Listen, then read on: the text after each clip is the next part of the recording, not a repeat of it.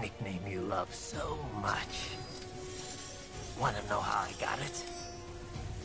You think Raiden is a fan of Heath Ledger's Joker?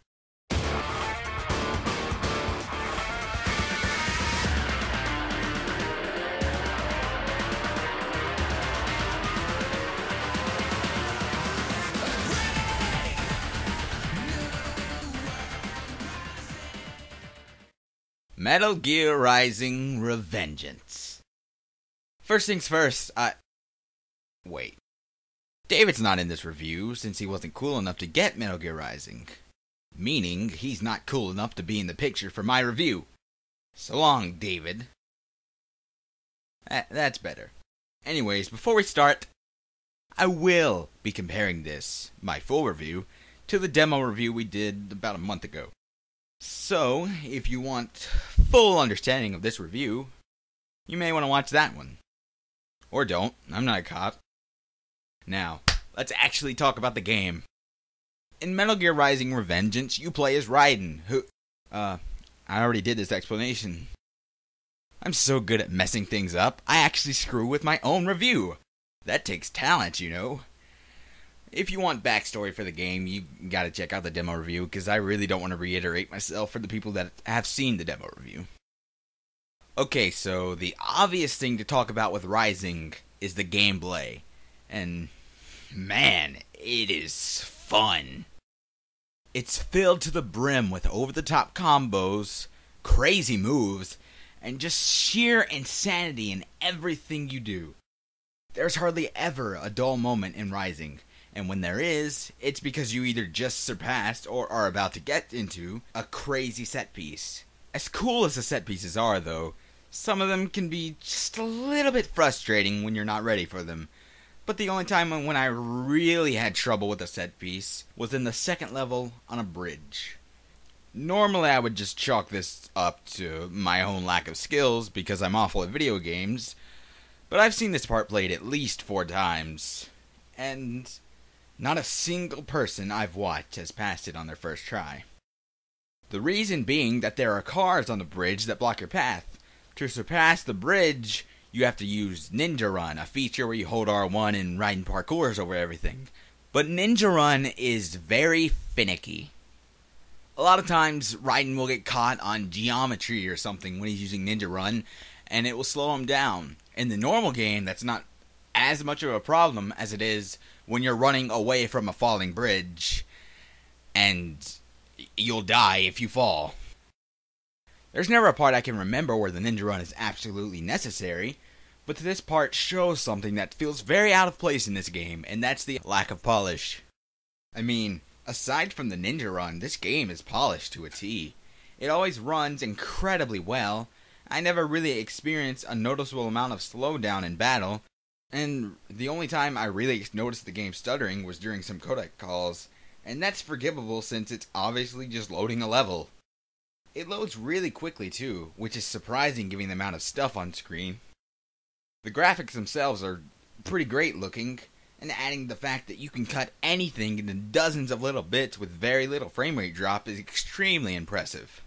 Adding in the detailed character models, the fast action, and the explosion, and you have one pretty darn good looking game.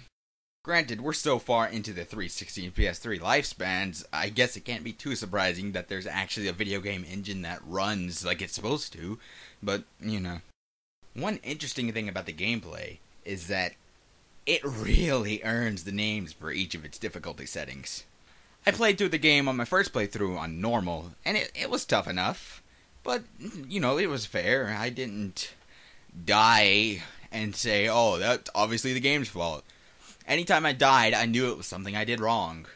I didn't parry good enough. I didn't slash this dude when I should have. Whatever. Then I watched someone play through the whole game on easy, and it looked like the easiest game in the world compared to normal. One thing I noticed is that the parrying is pretty much automatic. It automatically targets the enemy you're fighting, so all you have to do is press a button. This basically makes the game perfect for anyone who just wants to pick up and play an action game with crazy action and not want to worry about dying so much. I mean, the person I watch play is he's he's good at video games and been playing, but he doesn't play actively. He plays like a game here or a game there, but he doesn't play, and he definitely doesn't play a lot of action games. As for the hard mode, well, let's just say it probably won't be the best plan to go on that for your first playthrough, but hey, it's your game.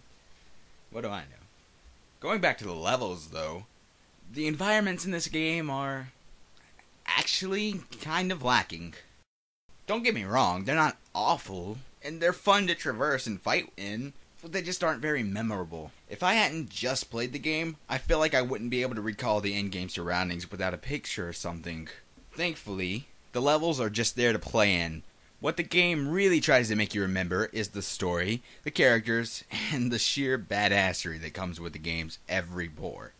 The story, surprisingly, has a lot more to do with Metal Gear canon than I expected.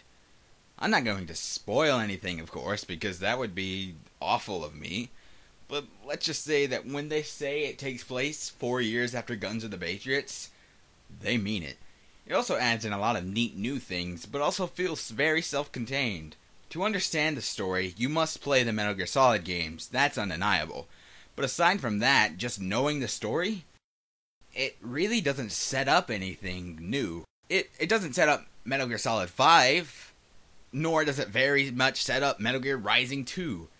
It almost feels like you're back to square one at the end. But, granted, there is enough to go on for a sequel. Make no mistake though, this is a Metal Gear game, and it is the Metal Gear story. It's got your politics, your philosophy, your zaniness, and everything else you love about Metal Gear.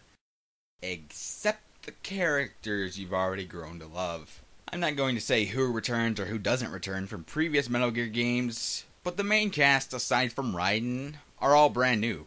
Some are great, some are not so great. As you probably know, the main character is Raiden. Gone are the days of Metal Gear Solid 2, where he was a bit of a dweeb, but still a good soldier. Raiden is now a full-fledged cyborg ninja monster. He's ruthless too, and he will stop at nothing to get his well-earned revengeance. Sometimes, though, he does a bit of a Batman thing where, in one scene, he'll talk like this. And then in other scenes, he'll just talk like a normal person as much as Quentin Flynn can. It's a little jarring at times because it comes out of nowhere, and you're never really sure what Quentin Flynn is trying to pull off at certain moments. It may have something to do with the story, but I can't really tell. In my mind, it just seems like he's just trying to intimidate the enemy, even if he does the same thing to his comrades. I don't try to think about it too much. The second character they really focus on is Raiden's rival, Jetstream Sam. This guy's only job is to F stuff up and ruins Raiden Day, all while being a cocky D-bag. And he's fantastic at it.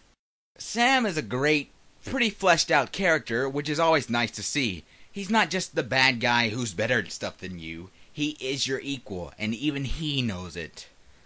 I don't want to say too much, though, because of spoilers. I just really like Sam, okay?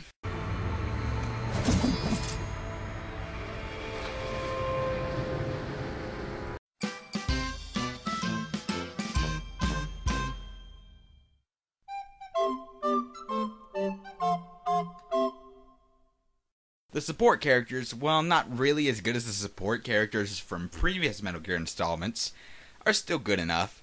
Boris is probably my favorite of the bunch, followed by Kevin, then Doctor. And then there's Courtney.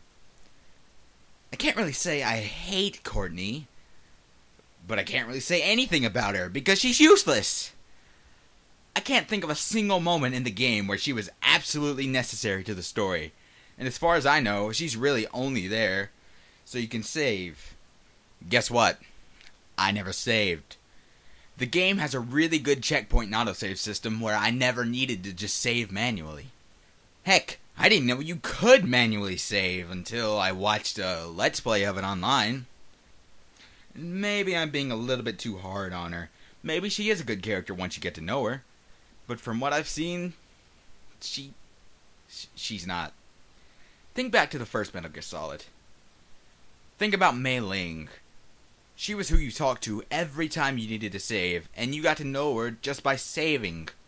Now think to Metal Gear Solid 2. As annoying as Rose could be, at times, at least she was actually relevant to the plot, and you got to know her just by saving her and Raiden in their relationship. And then even Paramedic in Metal Gear Solid 3 was very fun to listen to with her movie ramblings. With Courtney, I feel like the only thing she really brings to the game is glasses and boobs. So she's basically Hunnigan from Resident Evil 4, but somehow less useful. The rest of the characters on the villain side are fairly decent. They're no Ocelot or Psycho Mantis, but they're likable, or unlikable enough to where you want to fight them in a crazy, epic Dragon Ball Z fight instead of just the regular Goonies. The final boss against the main villain is one of the craziest boss fights I've ever seen in a video game. Here's a fun little thing you can try. Try explaining the fight at the end of the game to anyone who hasn't played it, and just gaze at the dumbfounded look on their face. It'll be priceless. Last but not least, the soundtrack, and holy balls, this soundtrack is amazing. And maybe just because this is my kind of music, and I actively listen to the style on my own anyways, but this is easily one of the best soundtracks I've ever heard in a video game. They also do a really cool thing with the music where when you're in a boss fight, it's instrumental for most of it, and then at the last part of the fight, when the cards are down and the enemy has like a third of life left, the lyrics kick in, and every time that happens, I just start giggling like a madman. But really, how can you blame me? If you hear the lyrics for Rules of Nature kick in while fighting a giant amphibious nuclear mech, and you don't start smiling widely? Well, I just don't even want to speak to you ever. Heck, I like the soundtrack so much, I bought the vocal collection, the vocal track collection CD, and I listen to it a lot, and I like it. Overall, Metal Gear Rising: Revengeance is a fun time. Not the best Metal Gear game, but certainly not the worst. And it definitely deserves the title of Metal Gear. I cannot wait for the day that a Metal Gear Rising 2 logo appears before my eyes. But until that day, I'll be playing Revengeance happily.